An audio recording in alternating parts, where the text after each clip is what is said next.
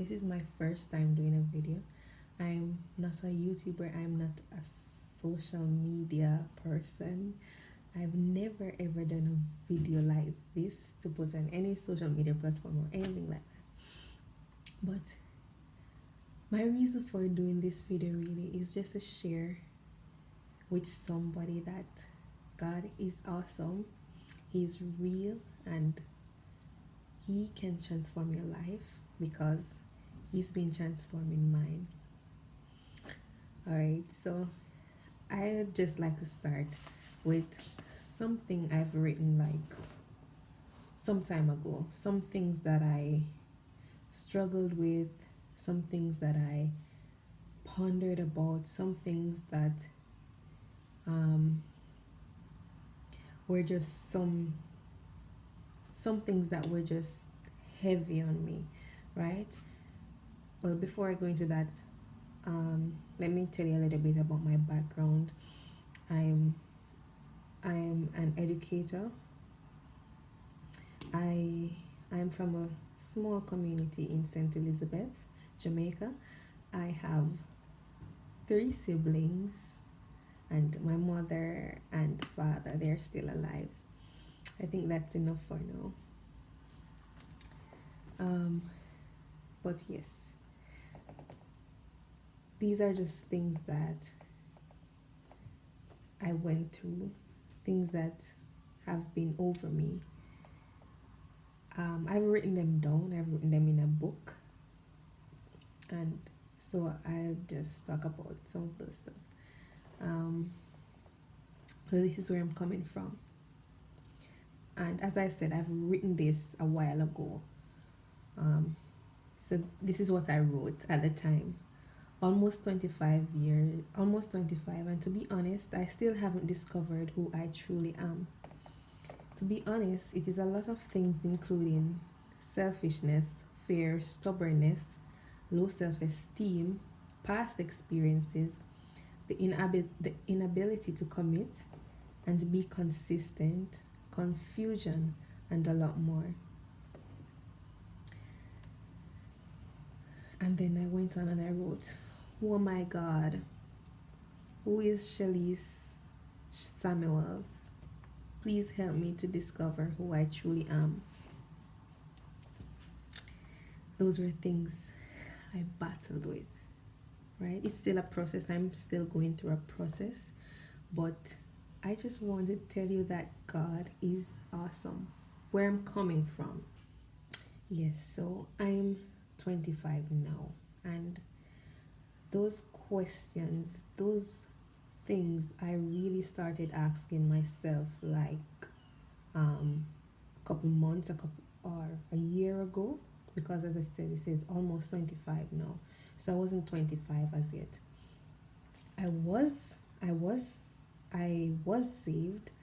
I have been baptized, but like 3 years prior to that, or it's 2 years prior to that, I got saved in on October 1st. Sorry, I got saved in August of 2017, and I got baptized on October 1st, 2017, right? So yes, I was saved and I have been baptized, but I didn't started asking myself those questions. I didn't started thinking about all those things before I got saved, right? I like now I can just look back and I'm just saying to myself, oh my goodness, how lost I was. I was so lost. I couldn't even see. Like looking back at it now, I couldn't even see what I was in, what I was doing, I couldn't even see. Right? I couldn't even see how wounded, how hurt, how lost I was looking back at it now. Right? Now, let me go back to before I got saved. It was at my final year in college, right? My final year in university.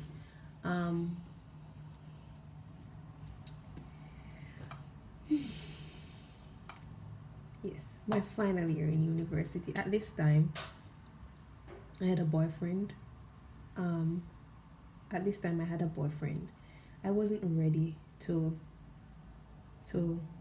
fully commit my life to God because I knew what it meant, or I thought I knew what it meant.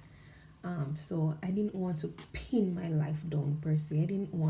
Like I didn't want the fun to stop. I love my boyfriend dearly, and so I didn't want to lose that. I knew that if if I give my life to God, um, probably would have broken up or something, and we would have been together like 3 years before because we met in university also. So I didn't want to give up on that. I didn't want to lose that, right? So I thought about giving my life to God, but then I thought about losing my boyfriend. I thought about all the other things. I thought about what fun I'd been missing, right? Like I thought about so much. I weighed it like this. If I give my life, if I give my life to God later on, then probably whatever. If I give it to Him now, then I'd lose this, I'd lose that, or I don't know. But those were some of the thoughts that were going through my mind. All right.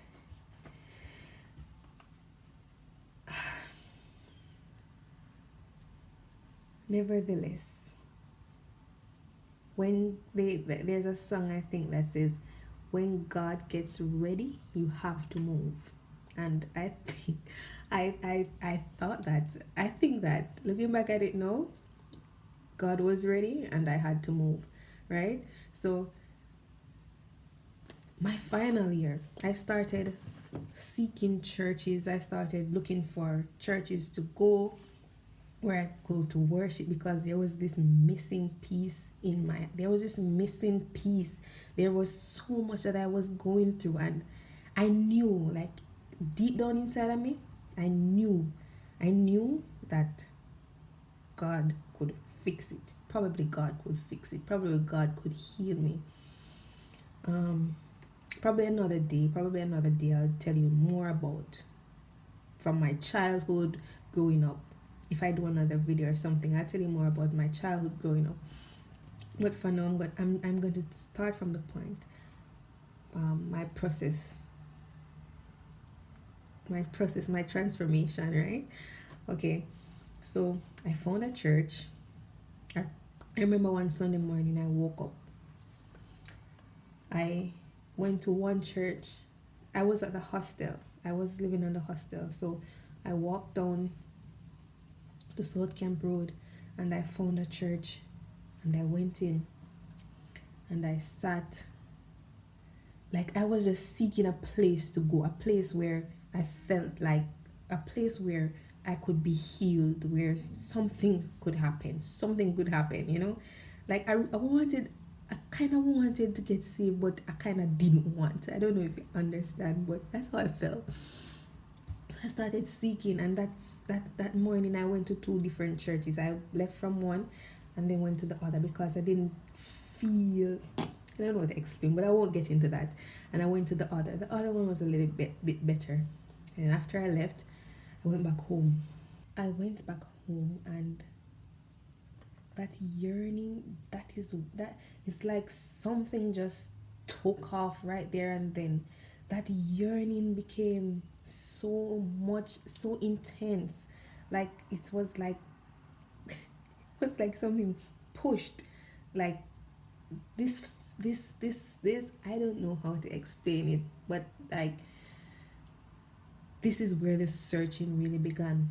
Like on holidays, where when I'd go home, I'd go to church with my mom, and I just want to go to church. Everything that she's going, I'd go with her. If she's going to prayer meeting, I'm going. If she's going to fasting, I'm going. I never used to go before like that, right? If if she's going wherever she's going, I want to go. Right. So I started seeking and seeking and seeking with my boyfriend still in the back of my mind, but I just couldn't help it. right? I couldn't help it. It was like something was drawing me. Like God was saying, come, darling, come. I don't know, but something was happening. Something started to happen. Um,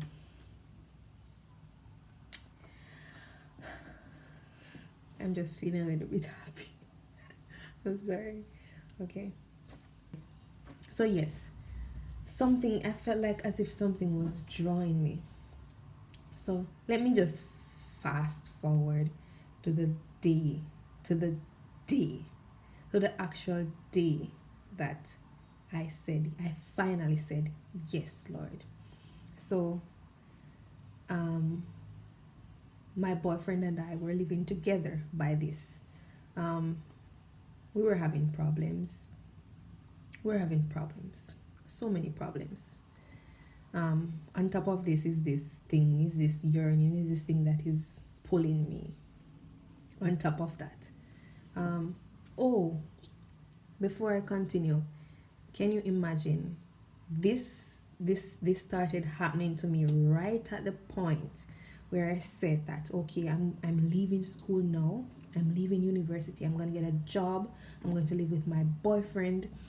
Later on we can get married and we're going to start our life. This is where we're going to start our life. I'm going to start because he's helped me through college. He's helped me through university. He has been there. He has been there, and I'm saying, oh my goodness, how ungrateful I am. How ungrateful I am right at this point where I'm supposed to start building my life with my boyfriend. This is happening to me. How is it going to look? And I thought about all those things, but the feeling never left. It never left. It was either it felt like life or death. That's what it felt like. And I that's what it felt like. So let me get back. Yeah, we were living together. We were living together at this point. So one Sunday morning I woke up. I felt a strong urge. Like something was just saying, go to church. I got up, I got ready, and I went to Eastwood Park Church. Eastwood Park, New Testament Church of God. And I sat and it was a great service. I love praise and worship so much. That's my best, actually, my best part of the service. If the praise and worship is good, I don't know, I love praise and worship, right? So I sat and I soaked in. I felt nervous. I don't know why I felt nervous, but I felt nervous. All along, I felt nervous. And I sat and I listened to the sermon, I listened to the service, and I just took in everything that I could take in. When it's time for the altar call, I sat and I pondered in my head, should I go up this time? Should I not go up this time? And I went up. Like, I don't know how to explain it, but I eventually got up, went to the altar. While at the altar, and the pastor, I'll tell you why I'm laughing.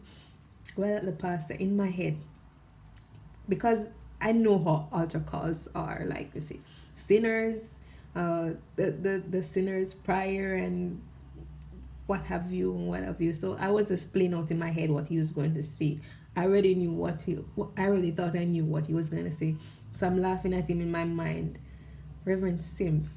So I'm laughing at him in my mind and I'm saying, yeah, this is what you do every time people come to the altar. And I remember thinking something like that, laughing at him in my mind. And then while I was there, I started to feel a little bit emotional. I started to feel, I don't know how to explain it, but I started to feel some type of way. Then there was this young lady I remember her face. I don't know her name, but there was this young lady. I felt somebody ran and grabbed my feet. Ran, and by this, before she came, I was getting convicted. I was getting convicted. Something began to change in me. Something started to say, okay, okay, time, it's time now. Like something was changing. Something was changing about me. Something was changing in my mind. Something was changing in my emotions. Something was changing. And by this, I felt someone at my feet. She ran and she bent down and she grabbed my feet. She started to cry, and she cried and she cried, and she prayed and she prayed and she prayed. She prayed, and I remember just saying, yes, Lord. Yes. But I think the pastor said something, will you say yes? Will you serve the Lord? Will you say it? And I started saying, yes, Lord. Yes, Lord. Yes. Mind you, my favorite line was, I'll give it maximum thought. Whenever they are having an altar call, or I go to an altar call, I'll say, and they ask if I'm ready, I'll say, I'll give it maximum thought. I'll think about it. I'm not ready. But on that day, I just felt myself saying, yes, Lord. Yes, Lord. Yes, Lord. Yes, Lord. And I couldn't stop. I could not stop. I even started to feel timid. I started to feel weird because I could not stop. And that girl, she held me at my feet, and she prayed and she cried. And when she was finished, she got up and she held my hands. She held my hands, and she said to me, the Lord, God don't want you to do anything. He just wants you to come. Come, and he'll take care of everything. And I don't know, something happened that day. I couldn't, like, there was no turning back. There was no turning back to me. There was no turning back for me. It was time. This was the time. This was the time. And so that is how I got saved. Afterwards, after I got saved, like, I moved out. I'm trying to make this as short as possible because I don't want to have a super long video. So as time goes by, if I make other videos, I'll share in depth, like, other stuff. But right now, I just make it as short as possible. After I got baptized. I got baptized that same year in October 2017. So I got saved in August, and then I got baptized on October 1st, 2017. After I got saved, I moved out of my boyfriend's house. I went to live with my aunt, who is a pastor. Because I had moved, I stopped going to Eastwood Park and I started going to my aunt's church. This was where Kingdom Enabling Ministries, this was where, like, my growth, I started to grow in God. This was where I started to really discover who I am. This was where I started to see that, oh my goodness, who was I? Like, really? I'm this. I was like, looking back at it, I was just a walking shell. I was just transformation. Transformation started taking place here. Here, I began to see that I can sing a little. I can speak to people. I can be more than just this shy, timid girl going like this, because I usually walk with my head down. I didn't even notice that was something also. I usually walk with my head held down, even though I felt I don't know how to explain it, but my head was always down. It's like I didn't feel like I was worth anything. And this was where I started to realize that I can be somebody. I'm not just anybody. I'm special. And this was where I started to realize that. Right? This was where it really started. This was where the real process really started. Yeah. And so many things happened here. Like it's different. Um it's not dead. I'm going to say it's not a dead church. It's not a dead church. There I don't even want to get into the church, the type of church are those, but if you should think about finding yourself a church that is filled with the presence of God, that the presence of God is actually moving. Some churches, when you go, you don't feel anything. There's nothing. So go to a church where as you enter, you can feel God is here. Right, I'm finished with that. Okay, while I was going to Chem, my boyfriend and I, we were still talking, right? We were still talking. We were not having sex at the time. We were not sleeping together at the time, but we were still talking. In the early part, that is, let me clarify that. In the early part, like within a year or so, we were still talking. It was rough. It was rough for him. It was really rough for him. And I felt guilty. I felt so guilty that after all our time spent together, I just got up and walked out. I just walked out after we had planned so many things. It just went to nothing. We thought we'd continue the relationship, but that was another thing. And so all this guilt and feeling responsible for whatever he was going through, eventually I went back. And I'm talking about this because there are many Christians who went through these things or who are going through these things, and they're hiding it. They're sitting on it. They're hiding it. They don't talk about it because it looks bad. But the Bible says, and they overcame him by the blood of the Lamb and by the word of their testimony, and they did not love their lives to death. That's Revelation 12 verse 11. So I'm going to share it. Whether it looks bad, I'm going to share it. Right? Because God, I'm not telling anybody. All right, let me go ahead and share. Right? So after feeling like this, it was tough. It was tough. I went back, lived with my boyfriend, and this is where this is how I really discovered God. I went back and I lived with my boyfriend. We said, all right. By this time I was working. He was working. Things could be good, but something has changed. I didn't feel comfortable. I felt worse at this time. I didn't feel comfortable. None of it was comfortable. None of it.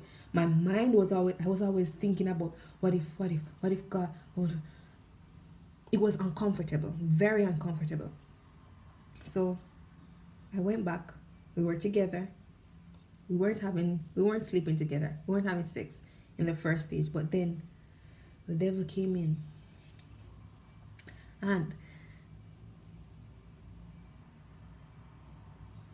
so we started. It started once. It happened once. A matter of fact, we didn't start having sex at first. First, it was just probably kissing or something, and like would say, okay, we can only kiss. We can do nothing else. I don't even want to talk about like what. Yes, so we said we would say like, all right, we start from kissing, and it went on to other things, and other things led to other things. By this time, I was going to church still. Mind you, when I just got saved, I went to church every Sunday. I went to prayer meeting every Saturday. But by this time, because sin brings guilt, sin brings shame, sin brings every single thing you can think of that is bad. It is sin. It is sin. It is sin. And it's not okay.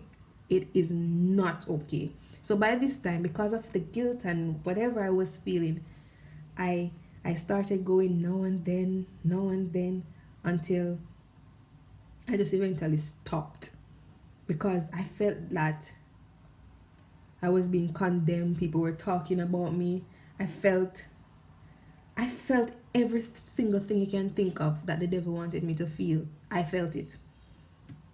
So while I was there, we started sleeping together. We didn't do it often, but the often, whether it was often or not often, it felt bad.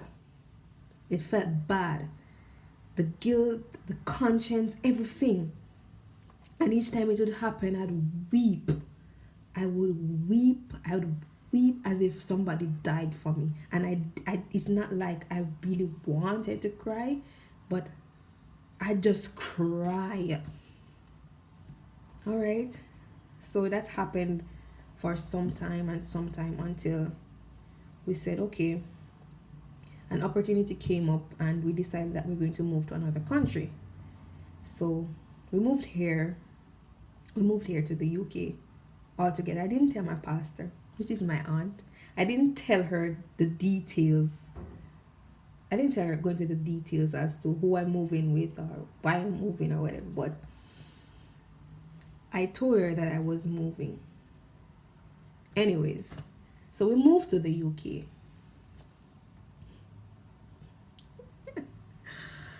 We moved to the UK, and here I am thinking, okay, probably this and that, things will get better. Mind you, by this time, we wanted to get married. We decided that we're going to get married because me going through whatever I was going through was affecting him. It was making him miserable. Because I couldn't control what I was going through, and because I couldn't control what I was going through, I couldn't pretty it up. I couldn't put anything over it. I couldn't put powder over it. I couldn't pretty it up any at all. And so he was being affected by it just the same, right? So we at this time we're in the UK. It's the same thing. It got even worse. It got worse. Like, I'm thinking, these are when I started to ask myself certain questions. Like, the guilt is still here. Everything, even though we had planned to get married, things were just not financially. Things weren't okay. There was just always one thing after the other, right? And so that is what was hindering the process. Actually, that is what was hindering everything else. Okay, that is one off. All right, so we're here. We started doing our thing again. Same thing. I wept and I wept. Each time it happened, I weep, I cry. So it stopped, totally stopped. Like, it stopped. And let me tell you, sin is not okay. Sin is not okay. Like, I'd probably tell you about the dreams some other time, but the dreams terrified me. Like, it was always dreams, and I knew that it's God. Because he wants us to be holy as he's holy, right? So I'd have dreams. Like, I remember one dream that I had. I'm like, this lady saying to me, Shellice, you're not getting your life together before condemnation. And I was terrified. At this time, I thought I was going to die. That's what I was thinking. I was going to die. And I didn't want to go to hell. I don't want to go to hell. So this is where I started. After this, other things would happen and other things would happen. I'd have other dreams or something, or God would just lead like something. During the whole process, he has been here. He has been here. He was there, right? He's like some things would just pop up. I'd see some things. I'd hear some things. Something to remind me that He's here with me. Yes, I'm here with you, Shellice, but I'm a God of holiness. I'm holy, and I want you to be holy, right? So, because I was disobedient, I'm going to cut it. I'm going to try to end right here. Because I was disobedient, and I stepped out of line. And all that was going on in my life, all that is going on in my life, right? I stepped out. It's because I stepped out of line. We don't just do what we want to do. And expect that, okay, there aren't consequences. There are consequences. For everything, there is consequences. Sin leads to death. The Bible says it. Sin, the wages of sin is death. Right? Sin brings curses. Sin brings everything that is bad. So this is where I want to say to somebody, if you've messed up, if you're a Christian and you've messed up, if you're unsaved and you want to seek and you want change, you are probably going through things similar to what I went through, or what I was going through, or what I have been going through. There's an answer. So there is help. I'm telling you based on my experience, there is help. He will not leave you. He will not forsake you. He will not leave you, neither will He forsake you. But at the same time, He's a holy God. He's a God of holiness. And you cannot stay.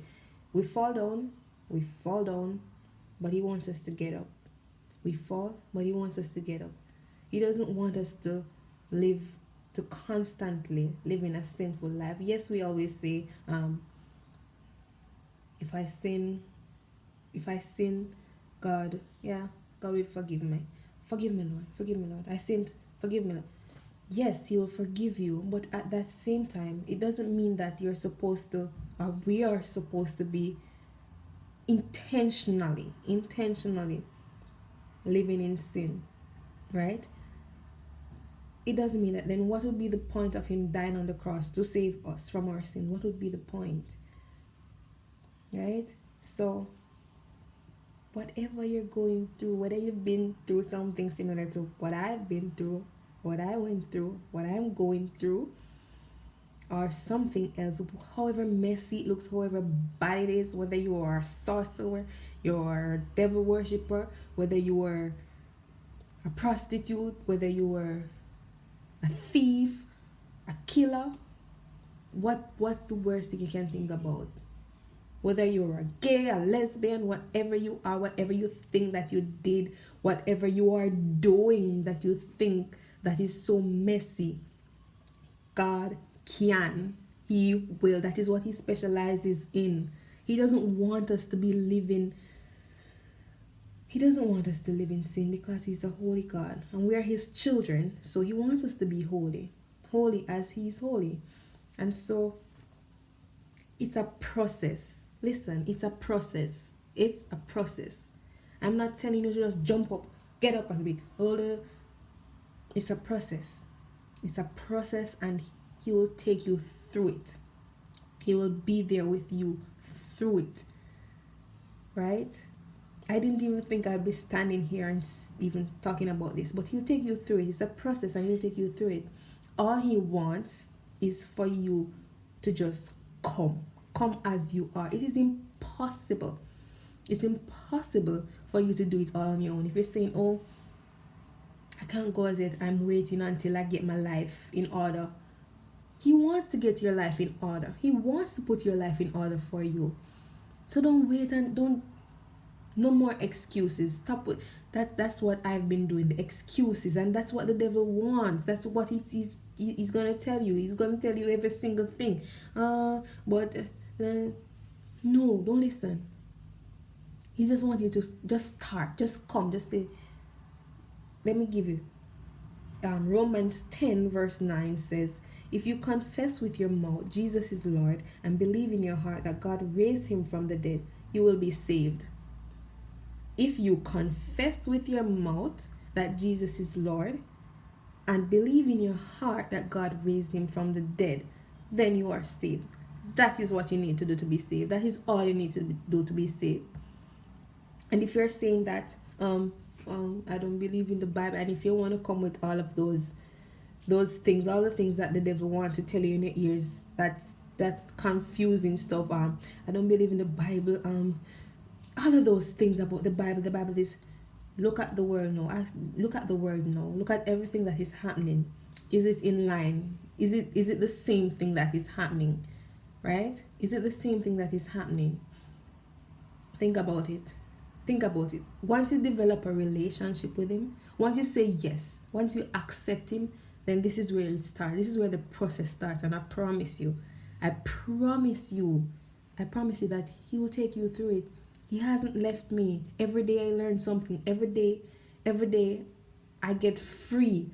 Every day I get freer and freer. Every day I learn more and more. Every day I realize more and more that God is with me and he's able to do exceedingly abundantly above all that I could ever ask for. I am nobody. I am like, with God, I'm everything. I am everything. It's a process. I'm beginning to discover. I'm seeing things that I've never seen before. I'm hearing things that I've never heard before. Like the relationship. I have a relationship with him. And it's awesome. He will guide you. He will be with you. I don't know how to emphasize on it anymore. But oh my goodness, just start somewhere. Just start by saying, Lord, as simple as this, I believe that Jesus is Lord and I accept him. I accept you, Lord, and I want you to start doing something with me. I want you in my life, and I want you to start doing something with me.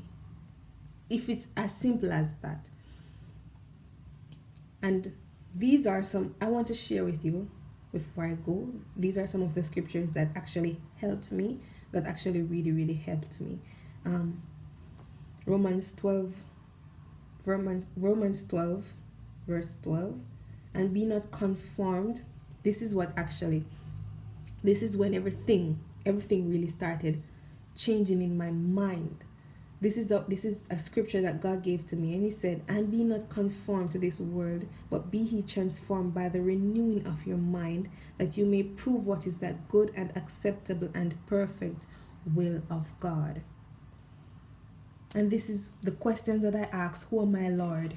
Who am I, Lord? All the things that I have been pondering about. This is the scripture that God gave me.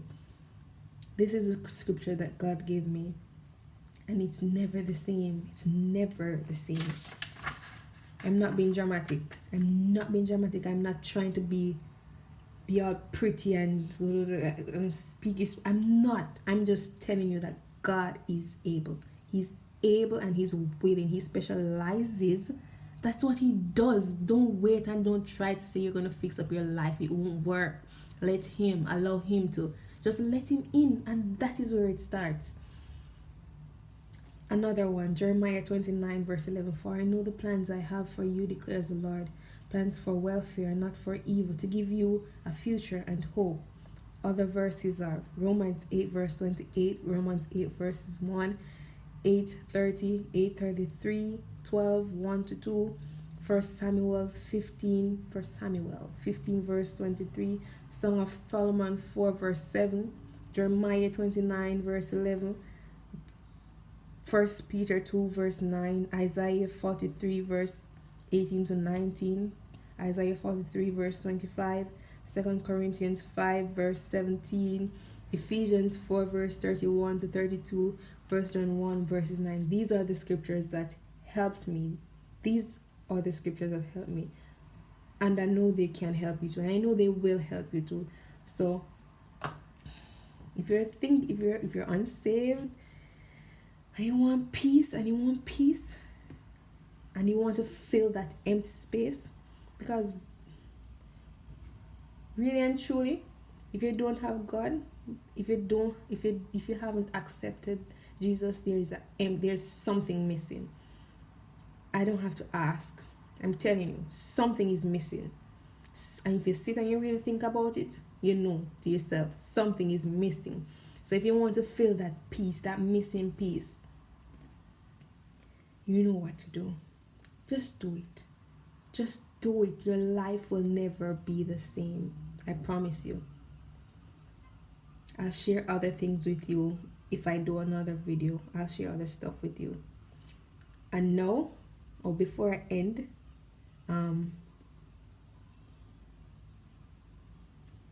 I am probably you're thinking, what happened to my boyfriend? We're about to get married finally.